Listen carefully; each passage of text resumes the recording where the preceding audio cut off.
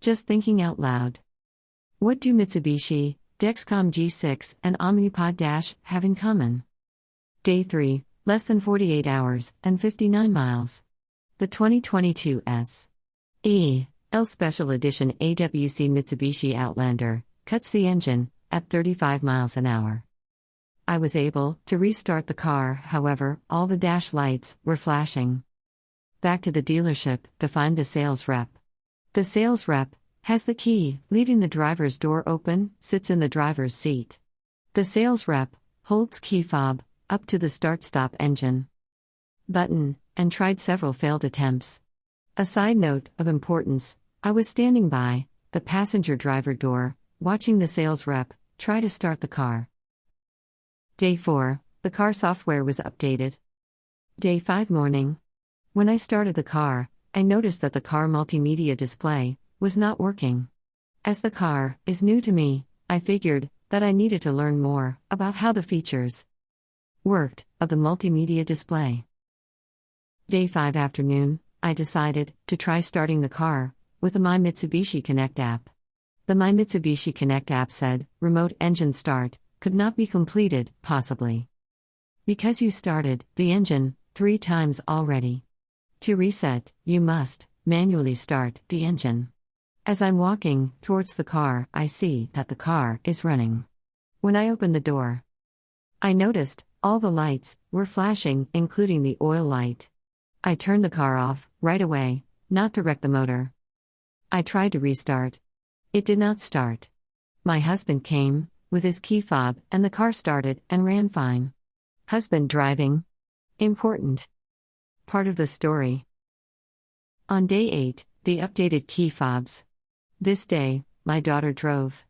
Important to remember. Day 9, first attempt, I used the My Mitsubishi Connect app. And again, another error message like day 5. I see that the car is running. I realize there is no heat or dash lights. I press the button, the heat fan kicks in, but there's still no lights. Second attempt to get the car to run proper. I have the key in my hand, pushing the start button with my foot on the brake. The dash light up, with extras such as when apply parking brake. Never turned over. Third attempt to get the car to started. I'm in a group chat with the sales rep and my husband. The sales rep sends me the steps to have my key fob reconnect, called fast. This does not work either. Fourth attempt, I have the car key fob in my hand and my foot on the brake as I'm pressing the start button. I can hear that the car engine is turning, but not starting. At this point, I just walked away from the car and decided that I was going to give the car a few minutes of a rest. Fifth attempt, key fob up against the start button with my foot on the brake, and the car started with no problems. Day 10, the car will be returned. I drive to the dealership with no problems. After arriving and parking, I shut the door. I hit the lock button on the key fob. The engine started. Crazy. The IT technician, code reader, was giving all these weird codes. The service and sales managers told me that I would be able to return the car under the Lemon Law if there was no way to fix the car. As I was leaving, I made a comment to the service manager, "What's the frequency of 2022 Special Edition and the key fob?" As I wear a Dexcom G6 and Omnipod Dash, and could the frequencies all be interfering? Day 14, the Mitsubishi USA told my Mitsubishi IT technician that 2022 Special Edition used a 2.4 ghz frequency. The service center uses a tire pressure monitoring RF system that has a 2.4 ghz frequency. When the tire pressure monitoring RF system came by the 2022 Special Edition, it started jumping around like Herbie.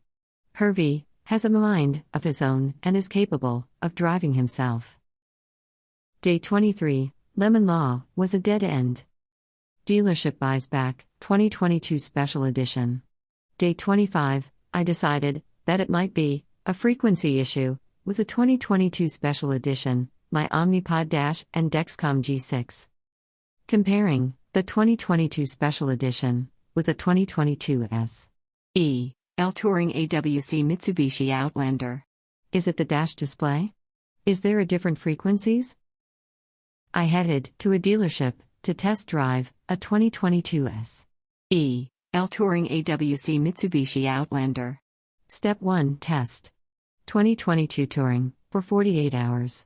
Step 2 Drive with all medical apps open. Step 3 Only me in the car. Over 100 miles with me driving the 2022 Touring and no issues. So, what are the differences in the 2022 Special Edition and 2022 Touring? Different setups or frequencies? If not, why did the 2022 Special Edition act up? Frequency issues? A limit.